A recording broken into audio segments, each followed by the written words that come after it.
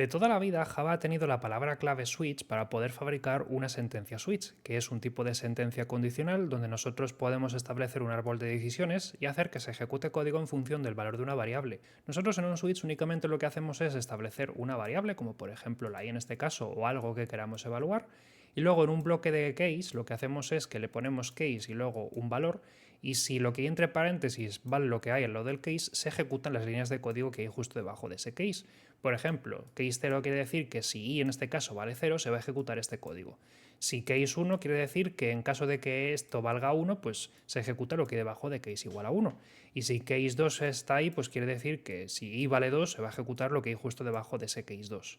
También está el default para indicar lo que queremos que ocurra en el caso más general, y también tenemos lo que se conoce como el multiswitch, donde podemos poner más de un case consecutivo y hacer que se ejecute código cuando vale 3, 4 o 5, ¿vale? En este caso 3, 4 o 5, y podemos decir hay menos de 6 casos. Sin embargo, este switch es propenso a errores cuando no lo usamos bien, algo que no tiene por qué ocurrir siempre, pero que puede ser una fuente de bugs si no miramos mucho cuando estamos programando. Por ejemplo, típicamente ocurre que si te dejas el break se introducen bugs. ¿Por qué? Porque la forma de operar del switch es que se ejecutan líneas de código una vez que ha decidido un caso hasta llegar a la palabra clave break.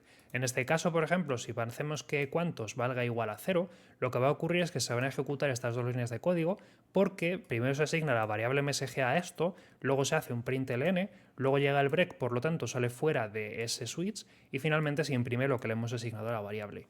Pero en el caso de que me olvide de poner el break, como no hay un break, va a continuar ejecutando código y va a saltar a otros casos, porque al fin y al cabo es lo que se hace que funcione el multicase, ¿vale? El hecho de que un case no detiene una ejecución del switch, ¿vale? Así que al final en este caso, si me olvido de poner el break, pues se imprimen dos veces código porque se llama dos veces a println y la variable msg se pisa, por lo que se imprime el valor incorrecto. Esto es algo que siempre ha provocado bugs cuando no se usa adecuadamente. Y además en general este tipo de switches es un poco incómodo cuando lo que queremos es establecer un valor de una variable, porque ahora de repente tenemos aquí una variable cuyo identificador hay que poner tantas veces como cases yo tenga, y además tengo que especificarle todos los casos porque si por ejemplo me olvido el default, pues ya no tiene un valor inicial y por lo tanto puede dar problemas su ejecución.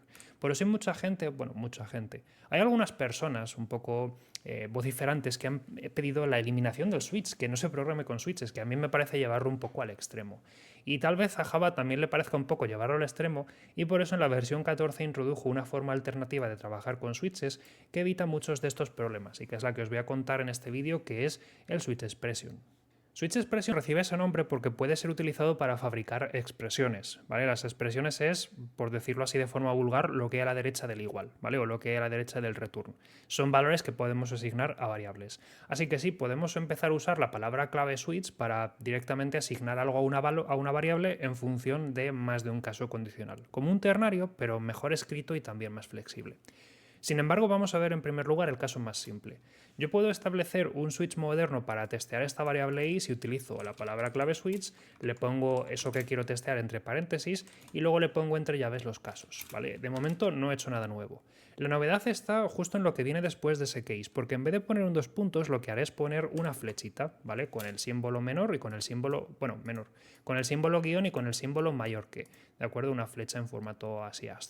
Y ahora lo que haré es que al lado de la flecha pondré una línea de código que quiero que se ejecute cuando, o que quiero que se evalúe cuando, ese case pues se cumpla, ¿vale? Cuando y en este caso valga 0.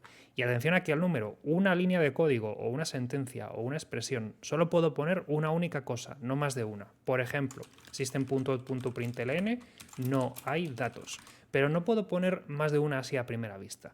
Debajo de esta línea ya no puedo seguir escribiendo println, ¿vale? No puedo seguir haciendo más código, me lo va a marcar como erróneo, porque tengo que poner ya otro case, solo puedo poner una única cosa.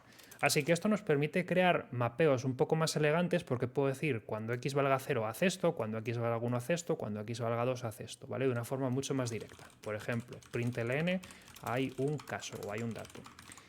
Case 2 y podemos también hacer multicases, igual que ocurre con los otros, pero si lo hacemos lo tenemos que separar por comas, ¿vale? Por ejemplo, 3,4,5. Y en este caso puedo decir, pues hay menos de 6. Y también puedo poner, por supuesto, un default que sea, pues hay más de 6 o hay muchos casos, o hay muchos datos, ¿vale? Y este sería el formato moderno, ¿vale? Si yo ahora lo llamo en una función, por ejemplo, otro cuantos, pues se comporta como siempre, ¿vale? Ahora en la ejecución dice no hay datos. Si lo cambio por otro, pues me va a ejecutar el de abajo. Si le paso, por ejemplo, un 4, pues como coincide con este, se va a escribir esa línea de código y ya está, ¿vale? Esta sería la forma de trabajar con un switch moderno en muchas ocasiones. Ahora, algunas particularidades de este switch. En primer lugar, si aún así quieres poner más de una sentencia, lo puedes hacer perfectamente, ¿vale? O si quieres poner más de una llamada función, lo puedes hacer. Lo que pasa es que tienes que ponerlo entre llaves, ¿vale? Tal que así. Eso lo que provoca es que Java vea este par de llaves como la única línea de código, ¿vale? Lo ve como un bloque y por lo tanto ejecuta todo esto. Así que puedo poner system.println de i es igual a 1 y en este caso cuando i valga 1 pues se van a ejecutar ambas sentencias porque al fin y al cabo lo que se ve como único es el par de llaves, ¿vale? Y entonces lo que hay aquí debajo pues se ejecuta también así sin más, ¿de acuerdo? Por ejemplo, si x vale 2 o y vale 2 pues no pasa eso porque no hay más de una, ¿de acuerdo? Eso como tal está bien. Esa sería la primera particularidad. La segunda es que, como digo, puedes utilizar el switch para trabajar con expresiones, ¿vale? Es decir, dentro de este switch puedes poner directamente expresiones como puede ser una cadena de caracteres y eso lo puedes usar para hacer tus asignaciones. Voy a duplicar este código para no ensuciar este y os enseño a dónde quiero llegar con esto. Por ejemplo, expresión, voy a llamar a esta función, ¿vale? Yo puedo poner aquí directamente, en vez de una llamada función, ese no hay datos, tal cual como cadena de caracteres, que me lo marca como erróneo porque para que eso sea coherente es necesario que este switch se comporte como una expresión.